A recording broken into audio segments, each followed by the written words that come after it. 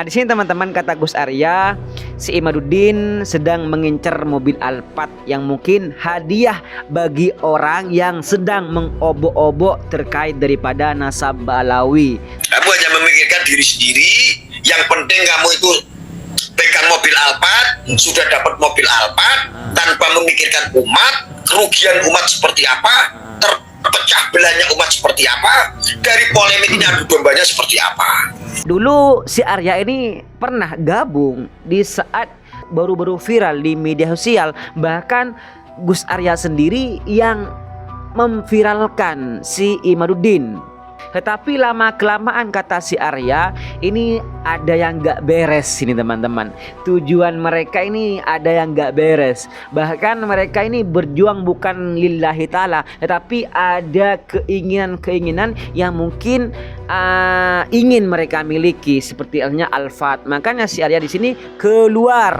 Setelah keluar, si Arya di sini difitnah teman-teman. Dikiranya disogok oleh klan Ba'alawi. Oke teman, di segmen kali ini Gus Arya angkat suara karena ada yang mencoba-coba memfitnah Gus Arya. Katanya Gus Arya di sini mendukung daripada tesis Imaduddin. Tetapi kata Gus Arya tidak. Bahkan Gus Arya mengecam keras terkait daripada fitnahan yang dilakukan oleh geng Imad. Nah, di sini teman-teman kata Gus Arya, si Imaduddin sedang mengincar mobil Alphard yang mungkin hadiah bagi orang yang sedang mengobok-obok terkait daripada nasab Ba'alawi. Maka di sini kata Gus Arya hadiahnya sangat lumayan besar, yakni mobil Alphard. Wow. Ternyata hadiahnya memang sangat besar ya teman-teman. Nah, di sini pernyataan Gus Arya, kemarahan Gus Arya karena sudah difitnah oleh gerombolannya geng Imad, dan di sini mengecam terkait daripada gerombolannya geng Imad teman-teman. Saya tidak pernah membela siapapun. Saya berdiri sendiri. Ya. Saya tetap menyampaikan apa adanya. Ya. Saya tetap menyampaikan apa adanya. Kalau itu benar ya benar, kalau itu salah ya salah.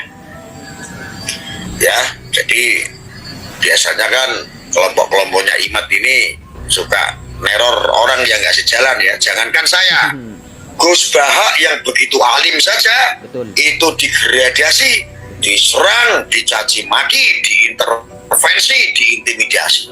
Itu Gus Baha karena tidak sejalan dengan pemikirannya Imaduddin. Ya. Jangankan Gus Bah, Gus Kautsar, semuanya itu pokoknya kiai-kiai kita, ulama-ulama sepuh kita akan dijadikan bahan konten, dibully, dicaci maki, bila perlu dimajulkan sama kelompok-kelompoknya Imad. Ya, saya tidak pernah sepakat itu. Kenapa kok saya lebih baik berdiri sendiri? Karena saya sangat paham sekali yang saya sampaikan 2 tahun yang lalu ketika saya keluar daripada mengawal kajiannya Imad yang gak jelas. Saya sudah sampaikan nanti bakal begini, bakal begitu, dan semuanya kan sudah terjadi. Semua sudah terjadi. Apapun itu, walaupun kalau sekarang narasi yang digoreng itu banyak katanya, oh Ba'alawi rungkat, Ba'alawi, tidak ada yang rungkat, tidak ada. Yang rungkat itu adalah otak Anda masing-masing. Yang berpolemik itu adalah otak Anda masing-masing. Gitu loh. Yang jelas umat Islam sangat rugi sekali ketika mengikuti tesis yang tidak jelas. Orang kadang-kadang nyomot-nyomot video saya dipotong seolah saya mendukung Imad, itu bohong. Saya ngawal Imaduddin itu cuman awal-awal tok, selesai Aul Wali Songo, selesai ketemu Gus Fuad dulu di Hotel Jombang di Jawa Timur, itu sama Gus Fuad kemarin. Saya sudah sampaikan ini tidak bener Gus Fuad, Anda mau percaya kek, mau nggak terserah. Yang penting ini sangat merugikan umat Islam. Ya karena saya tidak ada kepentingan lagi, tidak ada. Saya tetap mau belajar istiqomah, saya tidak ada kepentingan. Ya.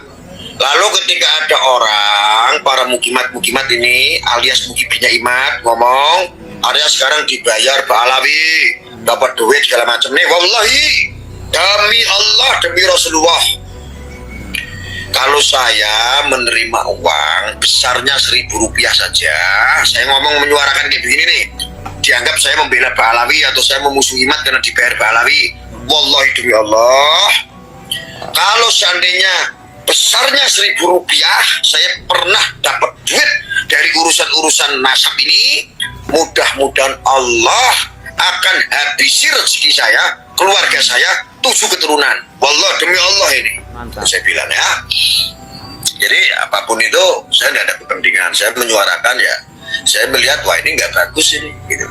Saya mencontoh guru besar saya yaitu Gus Dur. Saya sebagai warga Nahdliyin melihat dulu ketika ada ketua umum MUI. Ketua MUI dulu bilang bahwa tidak ada Juratul Rasul. Akhirnya banyak Habib yang sangat menyayangkan statement itu. Banyak sekali yang komplain, para Habib juga khawatir, para alim ulama juga khawatir. Gus Dur tegak berdiri membela para habaib. Itu Gus Dur. Kenapa? Gus Dur kenapa membela? Karena Gus Dur sangat paham. Karena dengan polemik-polemik seperti ini, apalagi tesisnya Imat yang nggak jelas ini, tesis yang lemah tapi sengaja dibuat polemik ini, akan menjadikan pintu-pintu Wahabi masuk, akan menjadikan orang-orang oknum oten-oten itu masuk, akan menjadikan pintu-pintu pembenci oleh amaliyah orang Nahdlatul Ulama pun akan masuk, dan termasuk orang-orang abangan yang jauh dari dunia keagamaan, yang jauh dari dunia pesantren akan ikut-ikutan. Kita orang-orang santri, kalangan-kalangan yang pengamat keagamaan akan dibenturkan sama orang-orang abangan. Oh, paham nggak? Paham. Jadi sekarang lihat yang gabung-gabung tuh di situ tuh, di kelompoknya Imat rata-rata tuh mereka adalah orang-orang abangan.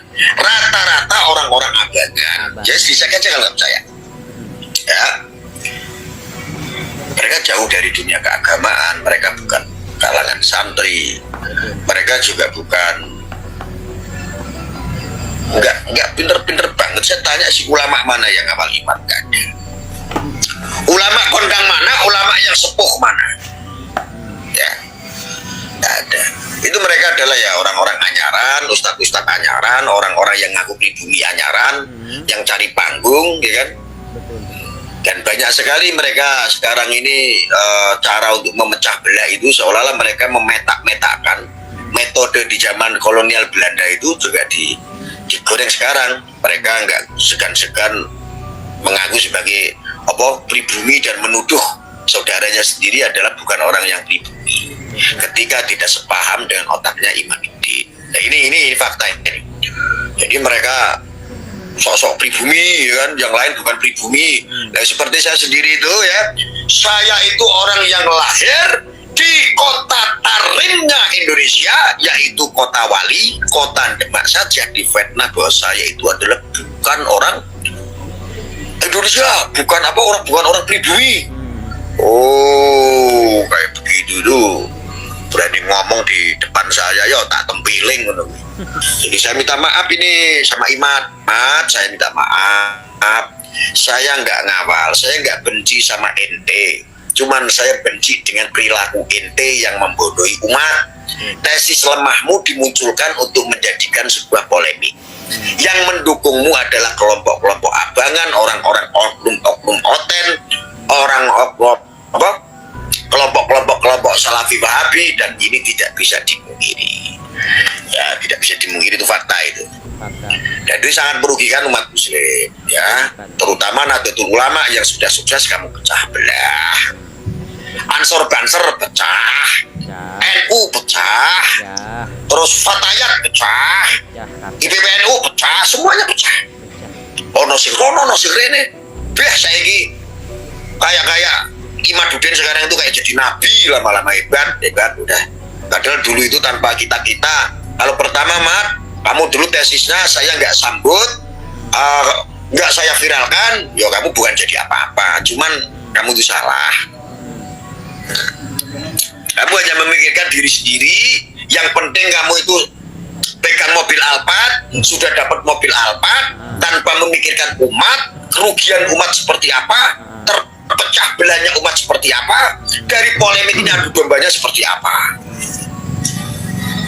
Betul sekali apa yang disampaikan oleh si Arya ini teman-teman ya. Tidak ada ulama besar di belakang si Imad. Adanya cuman si Akil Sirot, si Marzuki.